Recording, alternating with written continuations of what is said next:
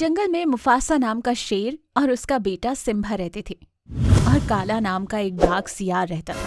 वो कई मायावी शक्तियां जानते थे, लेकिन वो हमेशा सिम्बा को मार कर खाने की इच्छा रखता था। एक दिन काला मुफासा के घर के पास बिट्टू नाम का बंदर का रूप धारण करके आता है।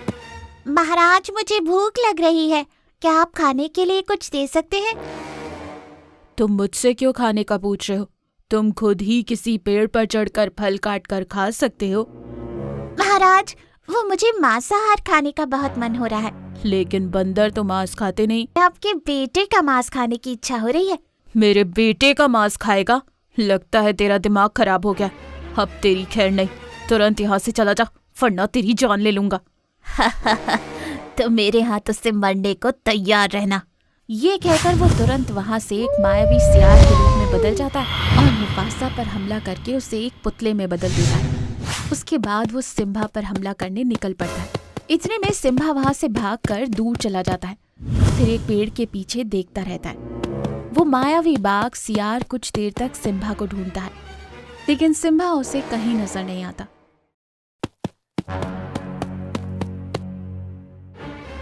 यहाँ सिम्बा जंगल से दूर, काफी दूर भागते भागते निकल गया था।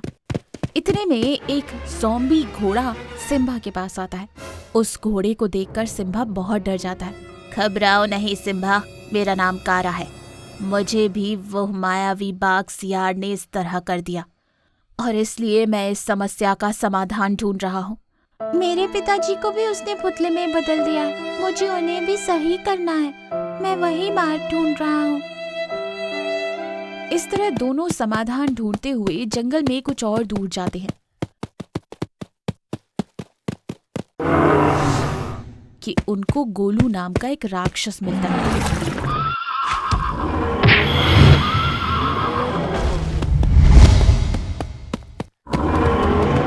उसका सामना ना कर पाने के कारण दोनों भागते हुए एक मायावी पेड़ के पास पहुंचते हैं।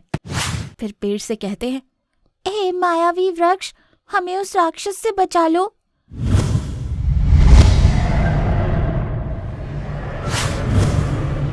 मायावी पेड़ अपने अग्नि ज्वाला से उन दोनों का पीछा करने वाले राक्षस का अंत कर देता है।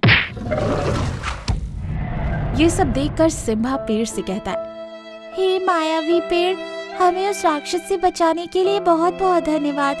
कृपया करके मेरे पिताजी को वापस लाने, उनका रूप बदलने में भी हमारी मदद कीजिए। सुनो सिम्बा, तुम तुरंत जंगल के पूर्व दिशा में जाओ। मायावी सरोवर है वहां। उस सरोवर का पानी लो और अपने पिताजी पर छिड़क दो।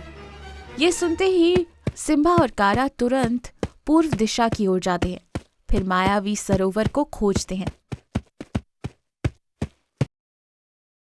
कारा सरोवर का पानी पीते ही अपने साधारण रूप में आ जाता है।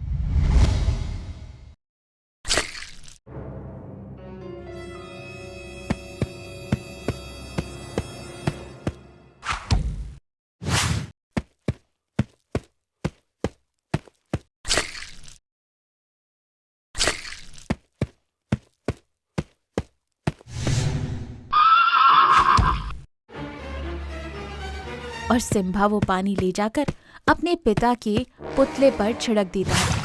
मुफासा एक मायावी पंखों वाला शेर में बदल जाता है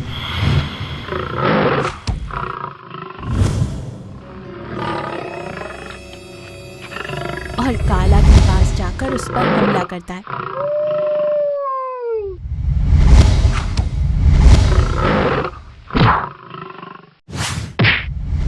और अपना बदला पूरा करता है और काला का अंत कर देता है।